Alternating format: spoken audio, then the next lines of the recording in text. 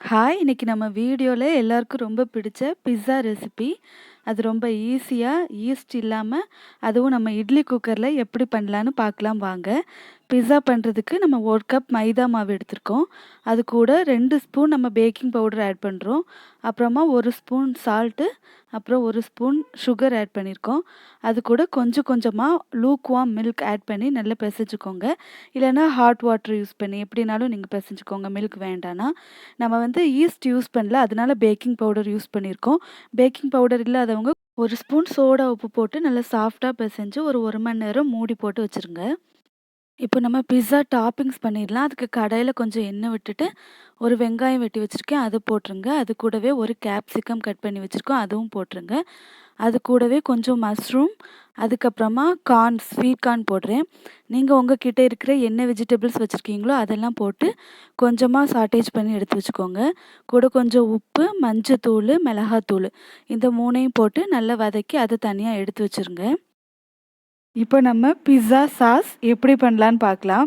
அதுக்கு நான் வந்து 3 தக்காளி, அப்புறமா கொஞ்சமாக காஷ்மீரி மிளகாய், அதை வந்து சுடு தண்ணியில் போட்டு எடுத்து வச்சுருக்கேன். அதில் அந்த நுனி காம்பு எடுத்துட்டு ஸ்கின்னையும் பீல் பண்ணிவிட்டு, அப்புறம் அந்த காஞ்ச மிளகாவும், அது கூடவே கொஞ்சோண்டு வெள்ளை பூண்டு, சின்ன வெங்காயம் எல்லாத்தையும் போட்டு நல்லா கிரைண்ட் பண்ணி எடுத்துக்கோ. அப்புறம் ஒரு கடாயில் கொஞ்சம் எண்ணெய் ஊற்றி நம்ம அரைச்சி வச்சுருந்ததையும் அது கூடவே கொஞ்சோண்டு தண்ணியும் சேர்த்து போட்டு நல்லா மூடி வச்சு கொஞ்ச நேரம் ஒரு 10 நிமிஷம் போல் வேக விட்டுருங்க. அது கொதித்து வந்ததுக்கப்புறமா கொஞ்சம் காஷ்மீரி மிளகாய் தூள், அப்புறம் வந்து 1 ஸ்பூன் சர்க்கரை, 1 ஸ்பூன் உப்பு, அது கூட 2 ஸ்பூன் டொமேட்டோ கெச்சப், அதுக்கப்புறமா பிஸ்ஸா ஹெர்ப் அது எல்லாத்தையும் சேர்த்து இன்னும் ஒரு 2 நிமிஷம் மூடி போட்டு வேக வச்சுருங்க. இப்படி கெட்டியாக வந்ததுக்கப்புறமா இறக்கிடலாம். தான் நம்ம பிஸ்ஸா சாஸ் ரெடி ஆயிடுச்சு. 1 மணி நேரம் கழித்து நம்ம வந்து பிஸ்ஸா செய்ய ஸ்டார்ட் பண்ணிடலாம். அதுக்கு நம்ம கொஞ்சமாக மாவு எடுத்து ஒரு உருண்டை மாவு எடுத்துக்கோங்க. அதை கையில் வச்சு ஃபஸ்ட்டு கொஞ்சம் தட்டிட்டு, நம்ம வந்து இட்லி பிளேட்டில் வந்து எண்ணெய் தடவி வச்சுருக்கோம். அதில் அந்த மாவை வச்சு உள்ளே கொஞ்சம் பள்ளமாக, வெளியே ஓரங்களில் வந்து கொஞ்சம் குண்டாக இருக்கிற மாதிரி வச்சுக்கோங்க. அதில் வந்து நம்ம பிஸ்ஸா சாஸ் செஞ்சு வச்சுருக்கோம்ல, அதை போட்டுருங்க ஃபஸ்ட்டு. அப்புறமா பிஸ்ஸா டாப்பிங்ஸ் அதுவும் வச்சுடுங்க. அதுக்கு மேலே கொஞ்சமாக மொசரெல்லா சீஸ், இல்லை பிஸ்ஸா சீஸ்னு கடையில் கேட்டால் கிடைக்கும், அது போட்டுக்கோங்க. அதுக்கு மேலே சில்லி ஃப்ளேக்ஸ், நம்ம அது வீட்டில் செஞ்சது தான், அதுவும் போட்டுக்கோங்க. அப்புறமா கொஞ்சமாக பிஸ்ஸா ஹெர்ப்ஸ், அப்புறம் அதுக்கு மேலே கொஞ்சம் ஆலிவ்ஸ் வச்சு நம்ம ரெடி பண்ணி வச்சிடலாம். இதை மாதிரியே எல்லாமே ஆலிவ்ஸ் இருந்தால் வச்சுக்கோங்க, இல்லைன்னா அதை விட்டுருங்க. அப்புறமா நம்ம வந்து இட்லி குக்கர் வந்து கொஞ்சம் ஒரு 2 நிமிஷம் நான் வந்து தண்ணி வச்சு கொதிக்க விட்ருக்கேன். அதில் வந்து நம்ம ரெடி பண்ண பிஸ்ஸா உள்ளே வச்சு மூடி போட்டு ஒரு 15 நிமிஷம் வேக வச்சுருங்க. அதே மாதிரி நான் கொஞ்சம் பெரிய பிஸ்ஸா ஒன்று ரெடி பண்ணியிருக்கேன். ஒரு தட்டில் வச்சு அதை வந்து ஒரு கடாயில் வச்சு மூடி அதையும் வேக வச்சிடலாம்.